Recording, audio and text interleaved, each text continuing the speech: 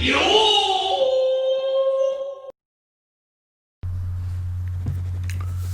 I just want to show you a typical routine that I do here in the park, particularly as a plan B when the gyms are closed, when the sports facilities are all closed.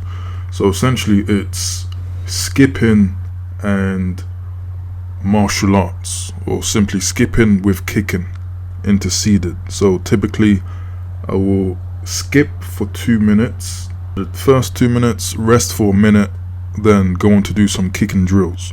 So for me, 2 minutes equals the round of a typical Taekwondo fight. So to be sport specific, I always train for those for that duration, just so my body's used to being active for that amount of time, and we rest in between rounds for a minute, you know. So this is about being specific to your sport.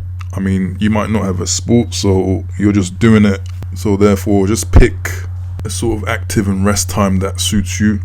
And you know, with skipping, I think it's a love-hate activity. Not everyone likes it, and I think especially us heavier guys, us bigger guys, skipping kind of feels like an endless activity. But this is why I split it up into rounds, because my mind just can't compute an activity that's just ongoing, you know, hasn't got any sort of boundaries. And that's how skipping can seem. You know, you might ask yourself, when should I stop? When does it end? And especially if you're new to skipping, just do a minute, rest a minute, aim for 5 sets, and gradually increase that to 6, 7, 8, 10 sets. And you find that when you approach skipping like that, you might just develop a love for it. It gets addicting, especially when you start getting better in it. It's very easy, and you see it very quickly when you improve. As in, you're not stopping as much, you have the endurance, you have the coordination with your footwork. And that's another key element of skipping, another benefit. You know, you see these boxers skipping as, you know, skipping fleet-footed, and that's basically what is applied from skipping into sport. And that's better coordination with your footwork. And so that will apply into things like evasive maneuvers, you know, side steps, spins, and this is pretty much for most sports out there, you know, to have superior coordination with mind and body, particularly for heavyweights. You see in a lot of heavyweight sports, especially contact sports, they might seem too flat-footed. So usually the best heavyweight fighters are those who, rather than just utilizing their God-given power, they are more agile, you know.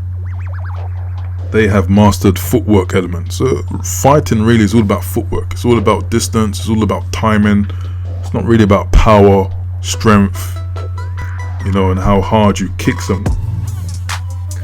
But anyway, let me just quickly run you through one kick. One of the main reasons of coming back on video is to also show you some Taekwondo.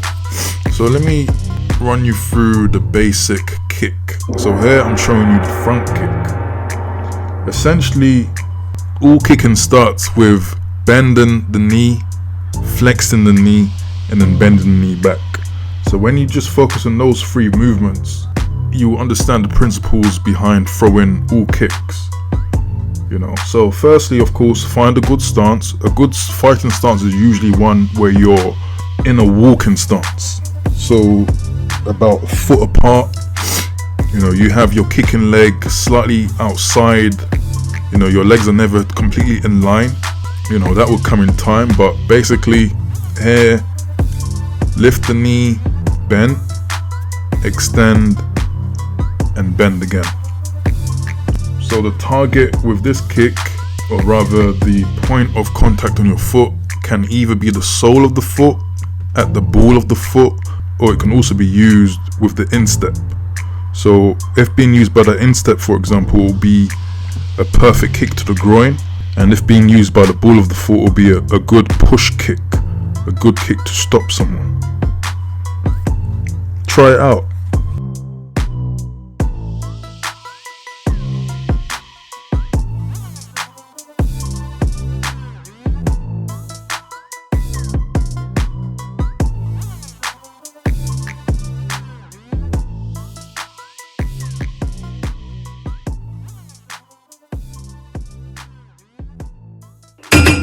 Yo!